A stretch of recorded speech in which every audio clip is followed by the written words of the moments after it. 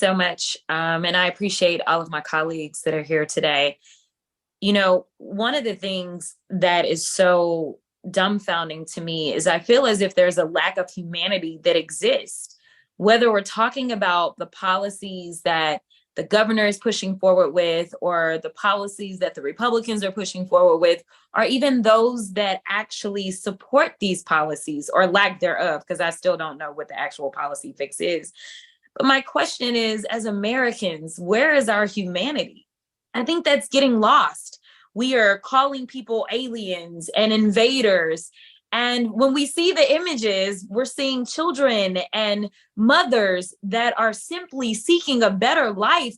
And this dehumanization that we see, along with the fact that there's no outrage at the fact that we have a governor that is willing to kill people. And I'm saying that because when you look at the death traps, that's exactly what they are. This is why even a right-wing radical Supreme Court with historically low ratings even had to say that's a step too far. You know that it is really bad when this Supreme Court has to say there is a problem. That tells you how bad this is. And if we want to rewind just a little bit, when I was serving in the Texas House, Operation Lone Star came about, and we had hearings about Operation Lone Star. So, like, let's forget the humanity, if you will, because clearly there are those that have forgotten it. Let's talk about the fiscal irresponsibility of this program that he has been running.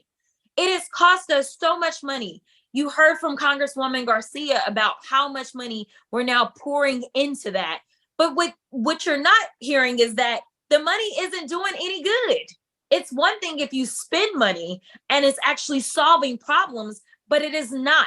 What it is doing is literally throwing taxpayer dollars into a fire and just burning them. And we just keep putting more and more dollars on it, while at the same time we have a governor that is, as it's already been said, refuses to pull down on federal dollars to make sure that people have expanded access to health care. We have a governor that supposedly loves life and loves children so much that he is forcing women, even raped women, when we had over 22,000 women that were impregnated and could not do anything about these impregnations due to rape, right? You love kids so much that this is what you're doing. But here it is, you won't pull down on the federal dollars to make sure that these kids can eat. So you're talking about being inefficient, being inhumane, and honestly, being ineffective when it comes to any kind of solutions. And let's talk about why we are here. We are here because they want to play games. And they basically are spitting in our faces and telling us that it's raining. They want us to believe that this is the way that it has to be. We can only have a policy solution if there is a Republican that is in the White House. That is not true.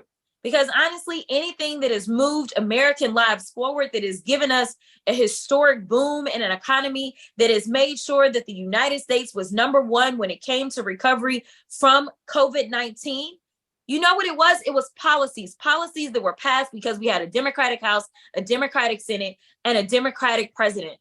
We can do this if they will just find the will, and they don't want to find the will.